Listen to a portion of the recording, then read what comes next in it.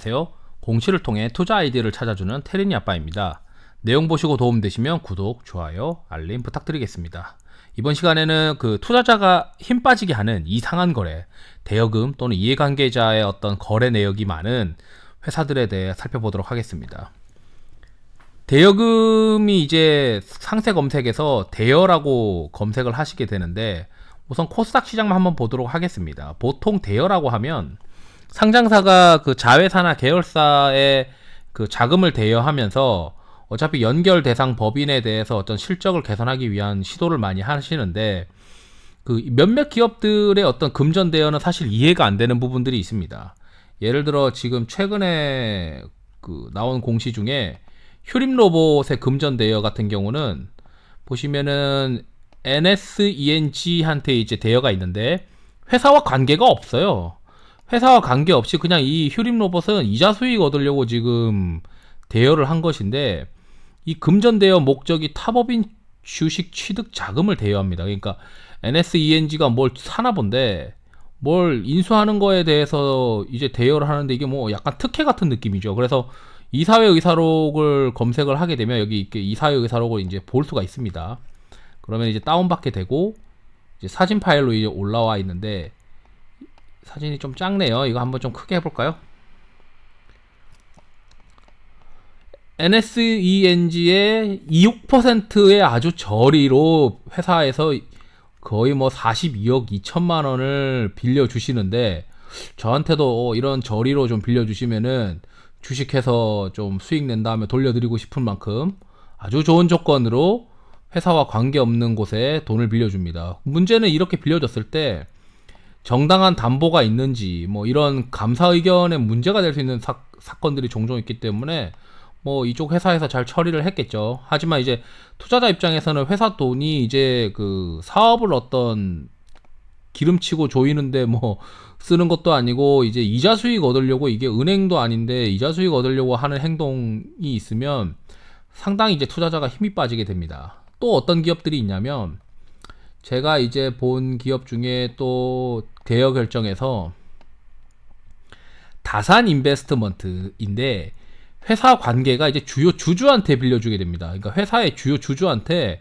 회사 돈을 막 빌려줘요. 그러니까 이제 이런 게 사실 힘 빠지게 하죠. 회사의 어떤 실적을 개선시키기 위해 운영자금으로 보유하고 있어야 하는데, 이걸 또 빌려주게 되니까 좀 투자자 입장에서는 이게 맞는 건가 이렇게 생각을 하게 되죠. 여기도 이제 빌려주게 됐는데, 여기는 연이자가 4.6%입니다. 연차하면 이제 24%까지 되는데 꽤 저리로 빌려주는 것 같습니다. 그래서 또 어떤 기업들이 있냐, 제가 이제 몇 가지 기업들의 사례를 말씀드릴 텐데, 이 KPF라고 하는 기업이 있어요. 이 KPF는 최대 주주한테 돈을 꾸준히 빌려줍니다. 특히 마지막에 이제 올해 11월에 아마 또 정정 공시, 뭐 이게 상환이 되면 상환이 됐다고 할 거고, 아니면 이제 운영자금 대여가 연장이 됐다 할 건데, 90억 원을 빌려줘요. 회사 시가총액 한 900억 미만인데 최대 주주한테 돈을 빌려줍니다. 이게 뭐 최대 주주가 회사 투자하고 다시 돈 빼가는 그런 느낌이라서 썩 이 KPF에 대해서 긍정적인 시그널을 가지기가 좀 어려운데, 또 다른 어떤 공시를 보시게 되면 반기 보고서에 보시게 되면 이 최대 주주와 이해관계자, 저는 이제 이 반기나 분기 보고서에 이해관계자의 거래 내역을 봅니다. 여기서 이제 최대 주주와의 어떤 메인 매출이 너무 많으면, 여기 최대 주주가 성현홀딩스인데 성현홀딩스에 이제 매입이 엄청나게 많습니다. 회사의 어떤 실적 대비해서 매출이 이제 3개월과 누적 이렇게 보시게 되면은 1700억 정도가 되는데, 이 1700억 중에서 이해관계자의 거래 내역이 보시면 400억대의 성현홀딩스의 매입이 있습니다. 성현홀딩스한테 이제 KPF가 매입을 하는 거죠.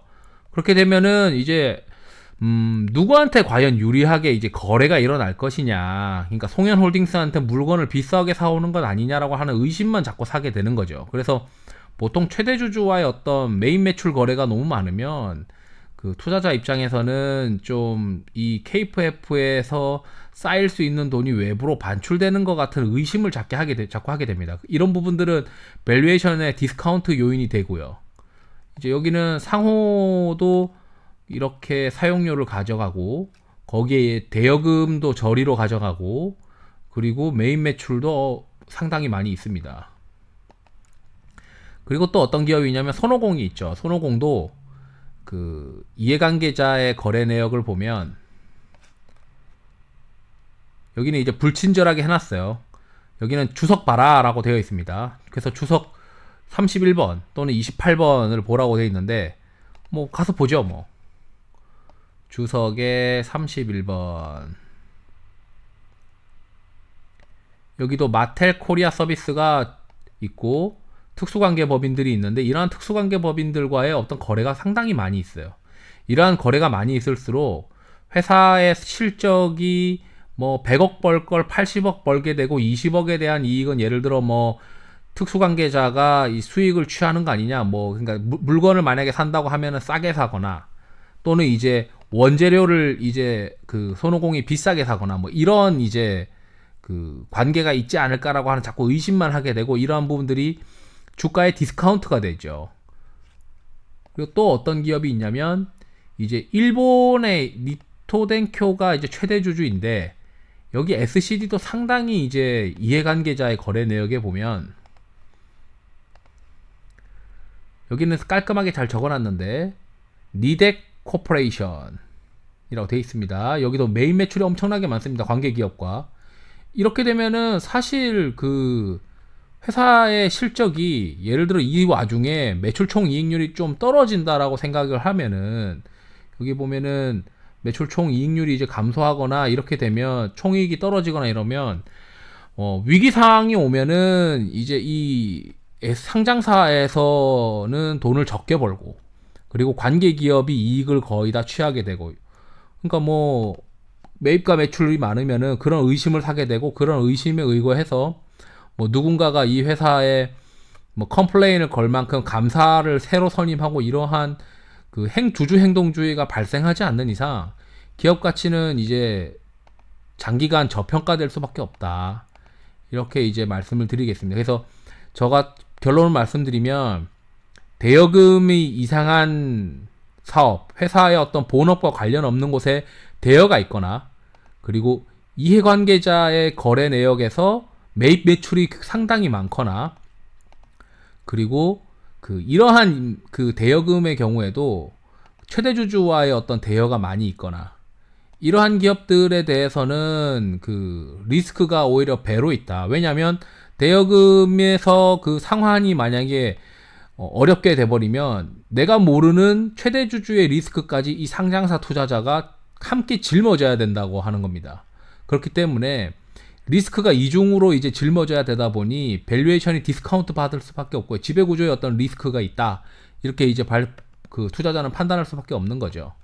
그래서 이러한 이제 대여금과 그다음에 이해관계자의 거래 내역, 메인 매출 이런 부분들 좀 잘 살펴보시면은 투자에 한 번 더 심사숙고하게 될 수 있는 기회가 될 수 있을 거라고 생각을 합니다. 네, 감사합니다.